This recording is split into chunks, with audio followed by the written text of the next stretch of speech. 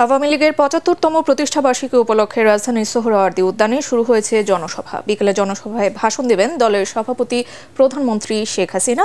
সেখানে আছেন আমাদের সহকর্মী আপেল মাহমুদ। বিস্তারিত জানতে কথা বলছি তার সাথে।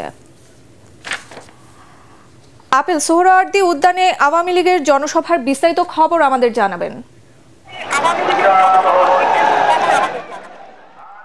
ফাতিহা, অসাম্প্রদায়িক বাংলাদেশ গড়তে যে সংগঠনের পথ চলা, সেই সংগঠনটি আজকে ৭৫তম প্রতিষ্ঠাবার্ষিকী আজকে।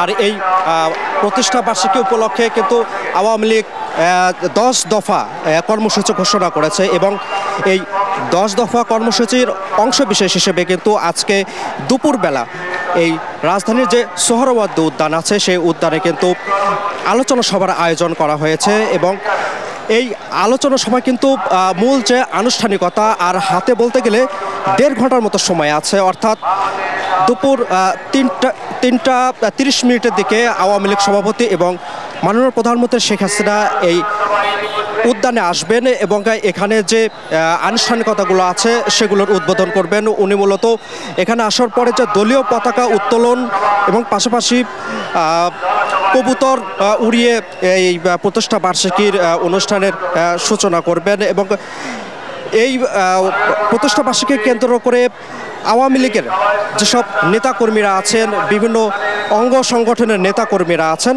তার বিশেষ করে রাজধানী এবং রাজধানীর আশপাশের যে জেলাগুলো আছে সেই জেলাগুলো থেকেও কিন্তু নেতাকর্মীরা এই সোহরাওয়ার্দী উদ্যানে আসা শুরু করেছেন এবং ইতোমধ্যে কিন্তু বাসে করে, ট্রাকে করে, বিভিন্ন বাহনে করে কিন্তু তারা এই ঢাকা বিশ্ববিদ্যালয়ের যে এলাকা আছে সেই এলাকায় এসে নামছেন এবং এখান থেকে মিছিল নিয়ে, কেউ ব্যানার, ফেস্টুন এসব নিয়ে কিন্তু এই যে সোহরাওয়ার্দী উদ্যানে যে ফটকগুলো আছে সেই ফটকগুলো দিয়ে ধীরে ধীরে প্রবেশ করছেন এবং এর পাশাপাশি কিন্তু তারা বিভিন্ন ধরনের ব্যান্ড সঙ্গীত সহ বিভিন্ন ধরনের সঙ্গীত নেচে গিয়ে এক ধরনের আনন্দ উৎসবের মাধ্যমে কিন্তু যে আওয়ামী লীগের যে ৭৫তম প্রতিষ্ঠা বার্ষিকী, এই প্রতিষ্ঠা বার্ষিকীর আলোচনা সভায় আসছেন।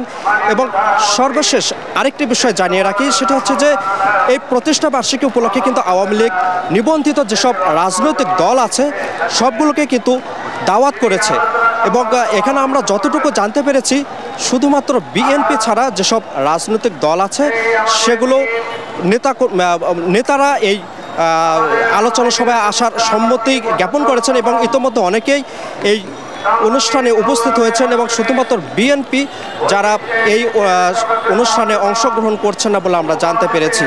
এই ছিল এখানকার সর্বশেষ। ফাতিয়া। আপেল, ধন্যবাদ আপনাকে।